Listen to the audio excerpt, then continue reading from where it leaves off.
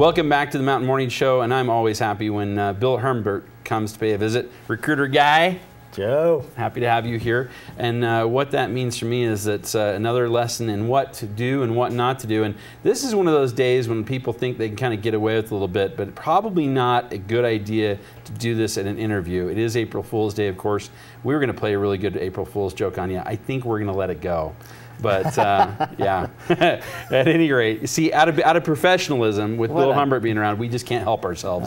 We're going to be professional. But people do sometimes think that, hey, this is a good day to kind of pull a prank on the new employer. Maybe not a good plan. Oh, it's definitely not a good plan. You know, you never want to pull a prank on a new potential employer. Yeah, for sure. Well, let's talk about what you should do, right? And one of them is researching the company. And if you don't do this, there's some elements that are not helpful here. Absolutely. You know, Joe, my new client is Vermeer, and they're in Pella, Iowa. Yeah, you've been out there for a couple, geez, a month. Couple weeks. Yeah. Yeah. And they build, among the lines they build trenching equipment. Mm-hmm. And so recently I had a candidate interviewing with them, and that candidate started using Ditch Witch.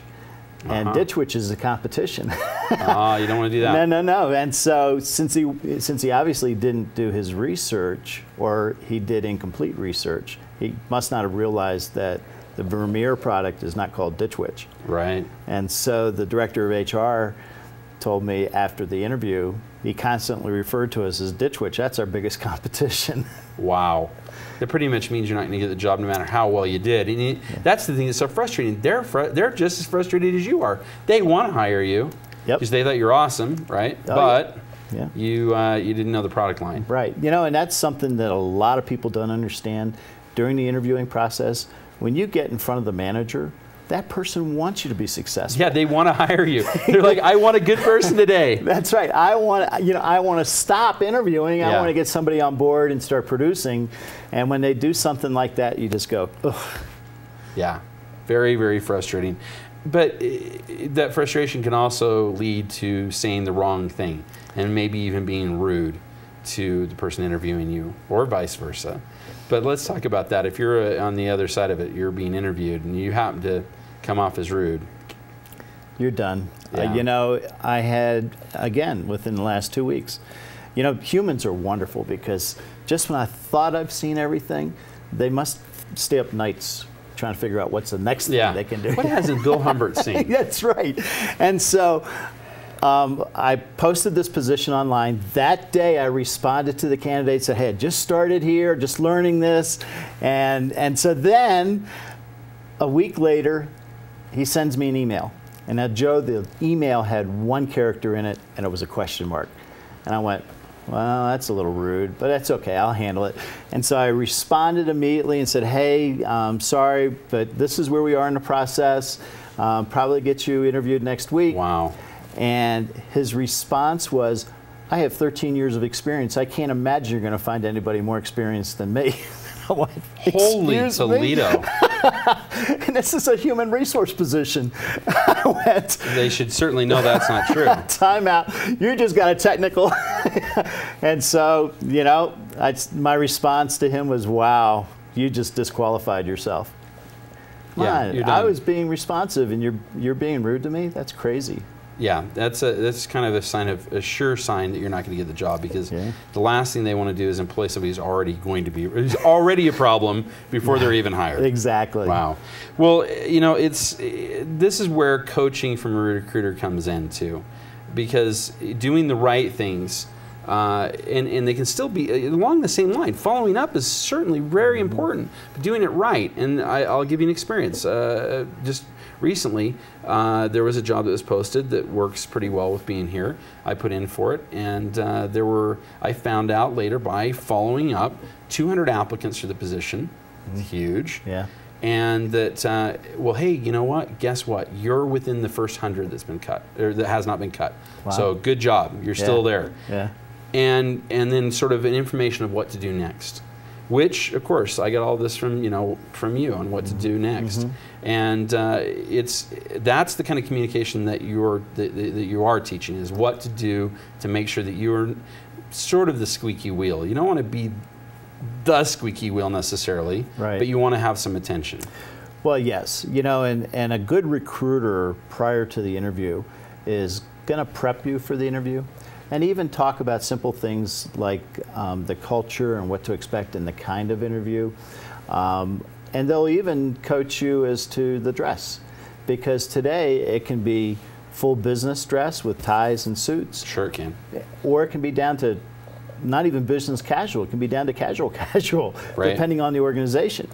A couple of years ago, I was with Chantel in Virginia, and it's a small telecommunications company right on I-81, but they're very professionally dressed, and ties and suits for the men every day. And I coached a candidate, accountant.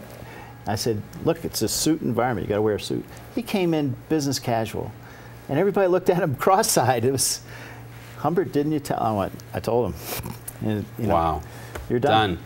Disqualified. It reminds me, and it may be that it's just a story that's been circulated, but I recall a pilot interview for Southwest Airlines where the pilot showed up in a full suit, walked in, and everybody around the table was wearing short sleeves and shorts. And they asked him as he sat down at the table, do you see anything wrong with the picture? And he said yes. He got up, walked outside, asked the secretary for a pair of scissors, cut his slacks into shorts, took off his shirt, cut short sleeves on his shirt, and went back in and sat down at the interview, and they gave him the job right there. Yeah, boy, they should too. Because he read he read the information, the situation. They already know he's a good pilot. Right. He wouldn't be there. You've got to have enough hours there to be at Southwest. You know you're a good pilot. Right. So that's what we're talking about here. Yep, absolutely. You know, it's just it's almost sometimes more important that you match the culture than you have the skills. That's really what, as we said, they want to hire you. They've already decided that you're good enough for the interview. Right. It is really a matter of, at that point, of proving that you're the right person for the job. Exactly. And we're talking person, not material and all the other stuff. It's, are you the right person? Right. Well, let's talk about one last thing that's kind of fun about that. Again, a thing not to do. What is the worst prank you've seen pulled by an applicant? I saw a guy one time pull a true coup in getting disqualified. Okay.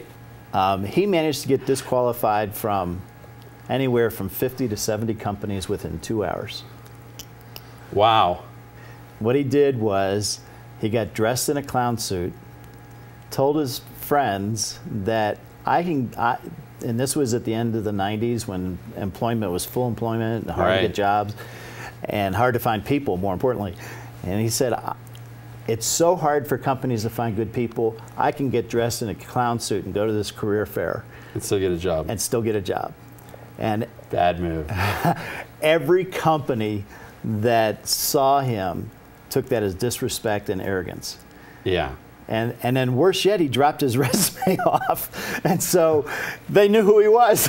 Yeah, it's like leaving your name at the scene of the crime. Exactly. Yeah. And so he was just getting DQ'd, DQ'd, DQ'd, DQ'd. And these memories last. They do last. Yeah. Something like that, they remember this. Yeah. They want to know, why didn't I want that? Oh, yeah, that's the guy. Yeah, so he made the Guinness Book of World Records of getting disqualified by the most companies in 2 hours.